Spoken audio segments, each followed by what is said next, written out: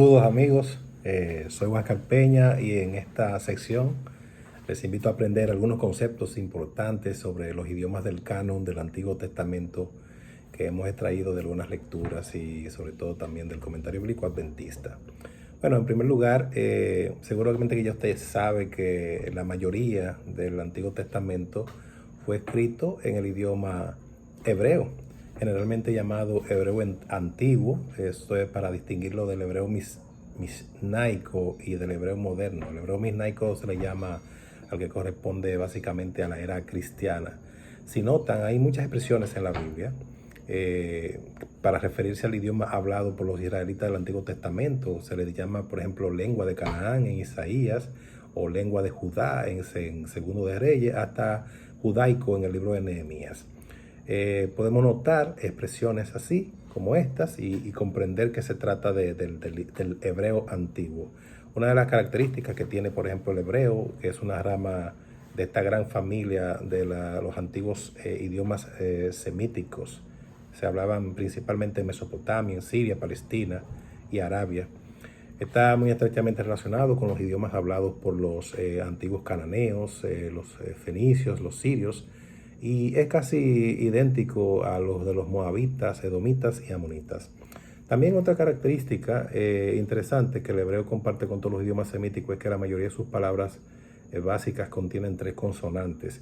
Y usted dirá, ¿y cómo se entendía y cómo lo escribían? Bueno, posteriormente fue escrito en los tiempos bíblicos consistiendo de consonantes, pero las vocales se añadieron por unos personajes llamados los soferines, que cuando el hebreo ya había sido convertido en una lengua muerta varios siglos después de Cristo, un esfuerzo que ellos hicieron para poder preservar el conocimiento de cómo se había hablado el idioma. Bueno, en realidad podemos decir que en su conjunto el hebreo antiguo muestra gran uniformidad. Son muy pequeñas las diferencias lingüísticas entre los primeros escritores y los posteriores. Sin embargo, quiero hacerle una advertencia. El hecho de que usted domine muy bien el hebreo no va a hacer que usted tenga una comprensión de la Biblia cabal. Hay personas que son eruditos hebraicos y sin embargo son los críticos más importantes de las Sagradas Escrituras. En cambio hay personas que sencillos, que muestran una solidez y digamos vigor en las páginas de la Biblia y han conducido a muchas personas a poder tener una comprensión de la verdad de Dios. Así que es importante para las personas que quieren estudiar teología y todo, pero al final de cuentas las traducciones que se han hecho obedecen mucho al lenguaje original y usted puede encontrar todo lo que necesita en la Biblia. Además, el mejor expositor de la Escritura es el Espíritu Santo. Así que no necesariamente tiene que ser un hebraísta erudito, sino una mujer, un hombre conforme al corazón de Dios, que esté dirigido por la doble porción del Espíritu Santo.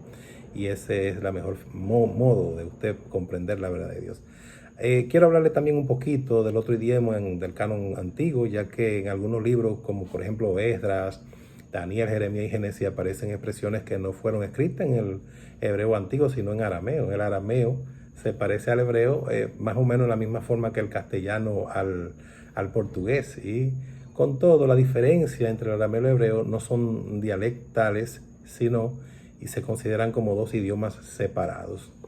Por el hecho de magistrados hebreos que se sirvieron en cortes como la corte de Babilonia y la corte de Medo-Persa, como el caso de Daniel y Esdras, por ejemplo. Estos hombres en su trabajo tenían que hablar el idioma arameo como si hablaran su lengua materna, que era el hebreo. Así esa influencia llegó y usted puede encontrar estas expresiones en muchos libros de la Biblia. Usted lee Daniel y se va a dar cuenta que era una persona bilingüe, que hablaba fluidamente. Algo interesante con lo que quiero ya casi concluir es que Jesús hablaba en arameo. Hay muchas expresiones.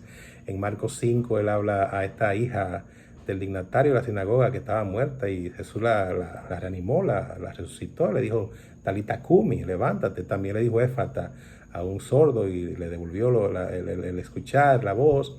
Y cuando estaba en la cruz dijo Elí, Elí, clama sabatami. Así que vemos que Jesús hablaba en arameo.